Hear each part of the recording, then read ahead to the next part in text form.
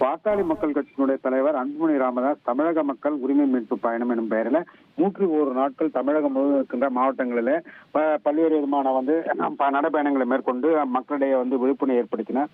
அதனைத் தொடர்ந்து தற்போது காஞ்சிபுரம் மாவட்டத்திலிருந்து பசுமை சாகத்தினுடைய அமைப்பின் தலைவரும் பாமக தலைவர் அன்புமணி ராமதாஸின் மனைவியுமான சௌமியா அன்புமணி தமிழக மக்கள் உரிமை மீட்பு பயணம் என்ற பெயரில் இந்த மீட்பு பயணத்தை தொடங்குவார் என அறிவிப்பு வெளியிட்டிருந்தது. அதனைத் தொடர்ந்து இன்று காஞ்சிபுரம் வருகை தந்த சௌமியா அன்புமணிக்கு இந்த பகுதியில கிராம மக்களை சேர்ந்த பொதுமக்கள் பெரும் உற்சாகத்துடன் வரவேற்பு அளித்தனர். குறிப்பாக காஞ்சிபுரம் காமாட்சி அம்மன் கோவிலிலே சுவாமி தரிசனம் செய்துவிட்டு இந்த தமிழக மகளிர் உரிமை மீட்பு பயணம் என்ற பெயரில் இந்த பயணத்தை தொடங்கி இருக்கிறார். குறிப்பாக அந்த காஞ்சிபுரத்திற்கு வருகை தந்த சௌமியா அன்புமணிக்கு கோலாட்டம், பம்பை மேளம் உள்ளிட்ட பரம்பரை வாத்தியங்கள் முழங்கி அந்த பகுதி முழுவதுமே பொதுமக்கள் பெண்கள் வரவேற்பு அளித்தனர். குறிப்பாக அந்த சிங்கப்பெண்ணே எழுந்து வா என்ற தலைப்பின் கீழே இந்த உரிமை மீட்பு பயணமானது நடைபெறுகிறது.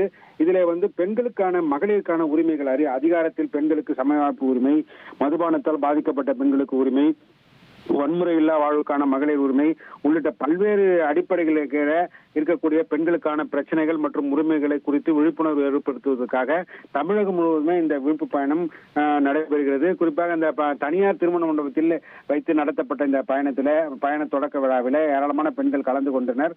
அவருடைய சௌமியா அன்புமணி கலந்துரையாடி அவர்களுக்கான உரிமைகள் குறித்து எடுத்துரைத்தார். இது தற்போதைய நிகழ்வாக இருக்கிறது காஞ்சிபுரத்தில்.